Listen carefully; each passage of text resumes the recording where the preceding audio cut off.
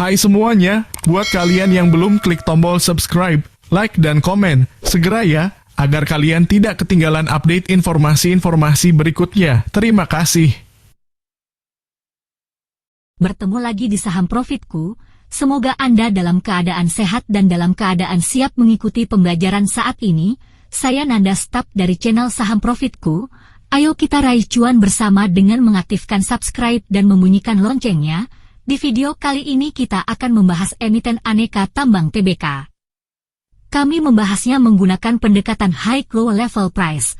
Bagaimana perjalanan harga emiten tersebut selama 52 minggu terakhir, bagaimana cara menganalisa pergerakan harga tersebut, berapa harga ideal untuk entry, dan berapa harga ideal untuk exit. Dan bersama dengan Anda kita masuk dalam pembahasan emiten aneka tambang TBK. Nah, di depan Anda adalah sebuah laporan high-low level price dari emiten aneka tambang TBK. Dalam metode ini, menggunakan data periode 52 minggu terakhir, setiap emiten memiliki sejarah harga tertinggi dan terendah dalam kurun waktu tertentu.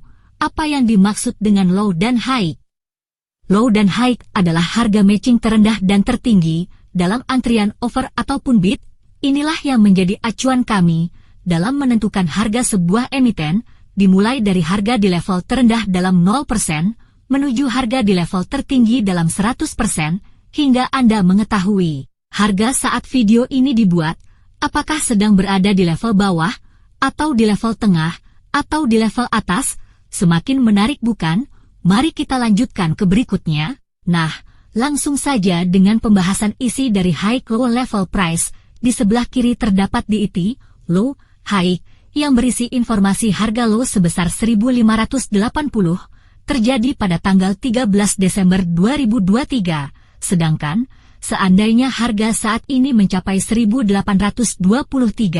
berarti level price sudah berada di 30%, sedangkan seandainya harga saat ini mencapai 2.066, berarti level price sudah berada di 60%, sedangkan seandainya harga saat ini mencapai 2.390, berarti level price sudah berada di 100%.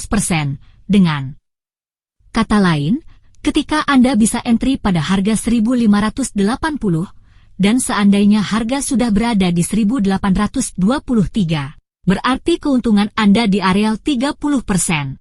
Nah, selanjutnya, harga high sebesar 2.390, terjadi pada tanggal 1 Februari 2023, sedangkan last price 1.620 berada pada posisi 4,94%, semakin kecil posisi persen, semakin baik Anda mengambil posisi beli. Point entry-nya adalah mencari harga terendah antar 0 sampai 10%. Nah, ini adalah baris terakhir dari pembahasan slide ini. Different adalah selisih high dikurangi low sebesar 810. Dengan penurunan sebesar 51,27%, last price 1.620 punya kecenderungan naik dan turun. Sederetan angka inilah ketika berwarna merah adalah persen penurunan dan berwarna hijau adalah persen kenaikan. Nah, ini adalah bagian slide pembahasan fundamental. Anda sudah dapatkan sederetan harga terbawah, perlu adanya jaring pengaman fundamental. Ini yang menjadi pengaman bagi Anda dalam memutuskan membeli atau tidaknya emiten ini, di antaranya laba per periode, permodalan, hutang, jumlah lembar saham, harga saham dan frekuensi. Mari kita mulai pembahasan satu persatu. Sekali lagi silahkan mempause atau mengulangi video ini agar dapat pemahaman yang kami sajikan.